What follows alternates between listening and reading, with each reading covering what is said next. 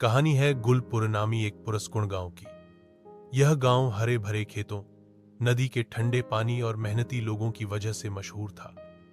यहाँ के लोग सुबह सवेरे खेतों में जाते, शाम को बैलगाड़ियों में वापस आते और दिन का इख्तिताम मस्जिद के सहन या पीपल के दरख्त के नीचे गपशप से होता। का समापन मस्जिद के प्रांगण या पीपल के पेड़ के नीचे गपशप से होता था। एक दिन सुबह के वक्त सूरज अभी पूरी तरह नकला भी नहीं था कि गांव के मशरकी किनारे से एक अजीब सी आवाज सुनाई दी। धिम धिम धिम। जमीन हलती महसूस हुआ। एक दिन सुबह के समय सूरज अभी पूरी तरह निकला भी नहीं था कि गांव के पूर्वी किनारे से एक अजीब सी आवाज सुनाई दी। धम धम धम। धरती हिलती महसूस हो रही थी। पहले पहल लोगों ने समझा शायद जिलजिला है, मगर फिर जैसे ही एक नौजवान लड़के ने आकर चीख मारी, हाथी आ रहा है, पागल हाथी। तो गांव में भगदड़ मच गई। एक द्यूहकेल हाथी जिसकी आंखों में खून यह आ चुका था, गांव के दरवाजे से अंदर दाखिल हो चुका था।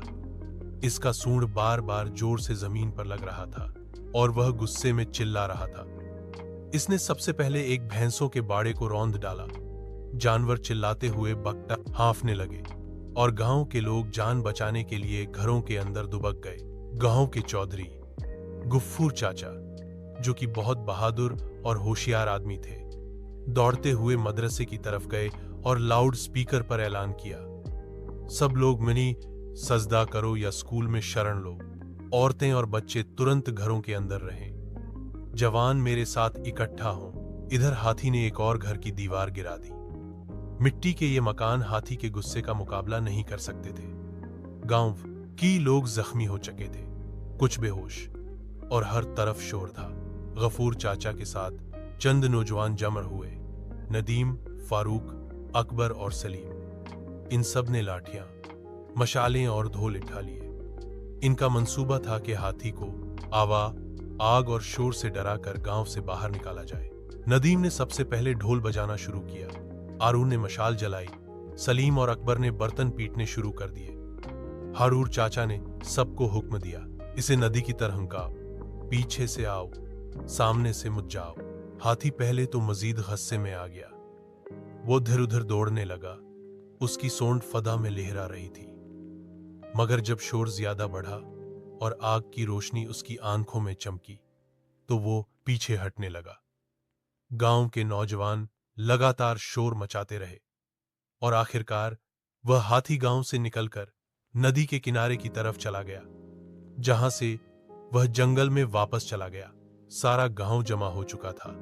लोग एक दूसरे को गले लगो रहे थे, जख्मियों को उठाया जा रहा था और बच्चे अपनी मां से लपटे हुए थे। चंद घंटों बाद गांव के बुजुर्ग और नौजवान जमा हुए। नदीम ने कहा, यह हाथी कहां से आया? ऐसा तो कभी नहीं हुआ। गफूर चाचा ने उत्तर दिया, जंगल के अंदर शिकारियों ने गैरकानूनी शिकार शुरू कर दिया है। जानवर परेशान हो गए हैं। हो सकता है यह हाथी जख्मी हो या अपने बच्चे से बिछड़ गया हो। कुछ दिन बाद वन विभाग की टीम आई। उन्होंने जंगल में घूम रहा था और पता चला कि वास्तव में कुछ शिकारी एक हाथी के बच्चे को पकड़ने की कोशिश कर रहे थे। जब मां हाथी ने प्रतिरोध किया तो उसे घायल करके छोड़ दिया गया। वही हाथी घाव, दर्द और गुस्से में गांव की ओर आ निकला। उस वाकये के बाद गांव वालों ने मिलकर जंगल के तहफ़्फ़ुज़ के लिए एक कमेटी बनाई।